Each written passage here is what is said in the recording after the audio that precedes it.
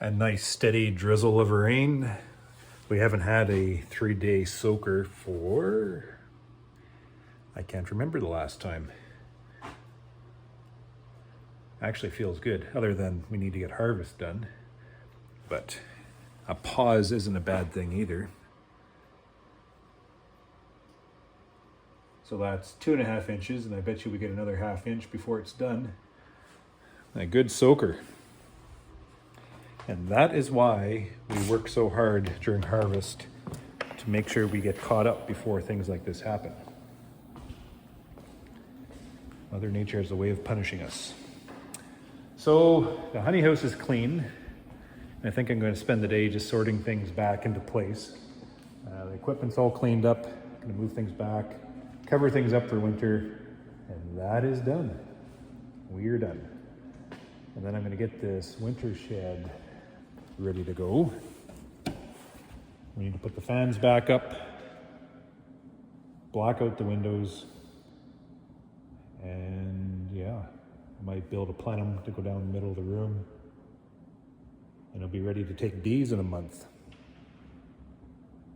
if you can believe it. So I might work at that today too.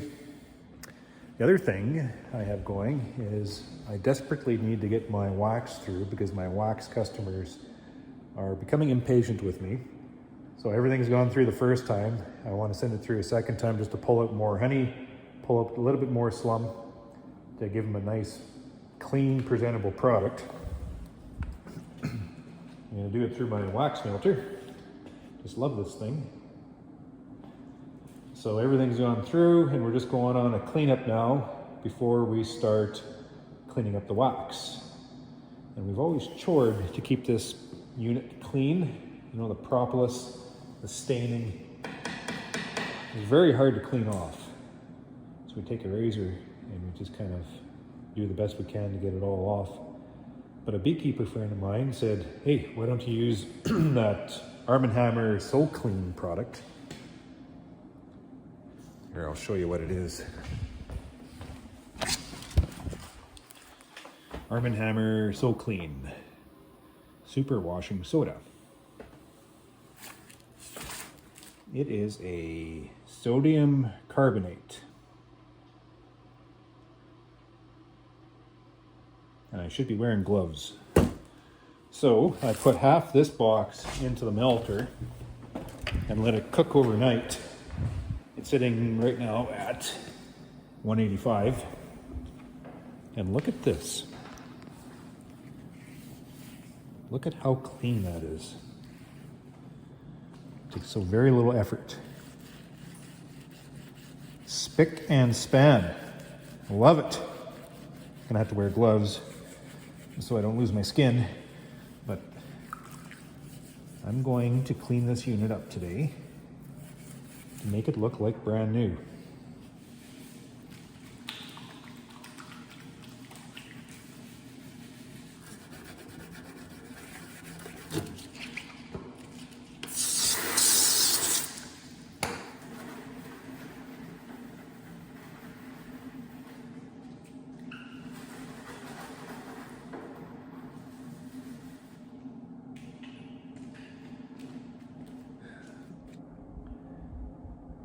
You'll notice there isn't a lot of honey house facility displayed online, and there's a reason for that. It's because of the cleanliness within our honey houses. It's so hard to keep things clean.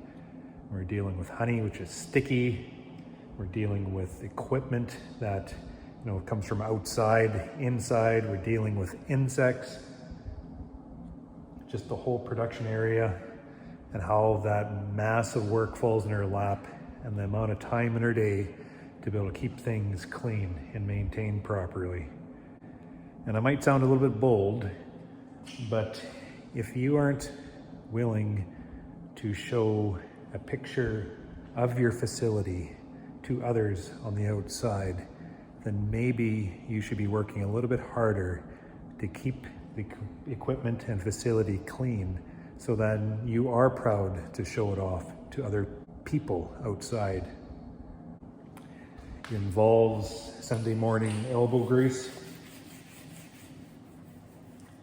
It involves a cleaning schedule that we do not miss on a daily basis and on an annual basis. Complete facility wash down just to help reset, clean off that grime, and just to make the place, like, I am proud to show off this facility as I am and as I have been throughout the season, because we keep it clean. We have adequate equipment, right? And we keep it clean. Just cleanliness is something that I can't overstate. So beekeepers want to look professional. If they want to look like they have things under control, you keep your facility clean. You just make that effort.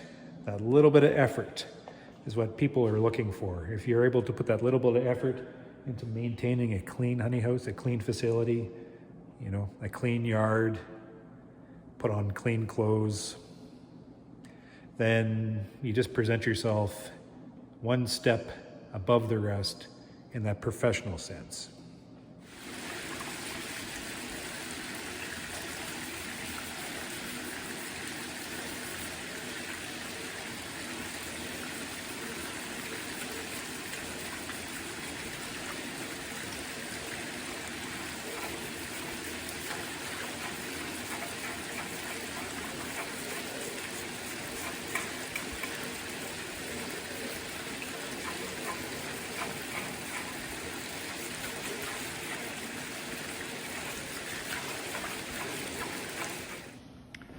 There we go. Not quite as clean as new, but it's pretty darn close. I still have some propolis staining on the side walls, but the more we work at that, the more that's going to come off. And down on the bottom, there's some slum caked onto the bottom that I have to get at with a razor knife. And there's some propolis staining down at the bottom where the most of the slum sits through the season. But I mean, I'm telling you, I've put tens of thousands of pounds of wax through this melter now, and she looks brand new. Just with a quick and easy little trick.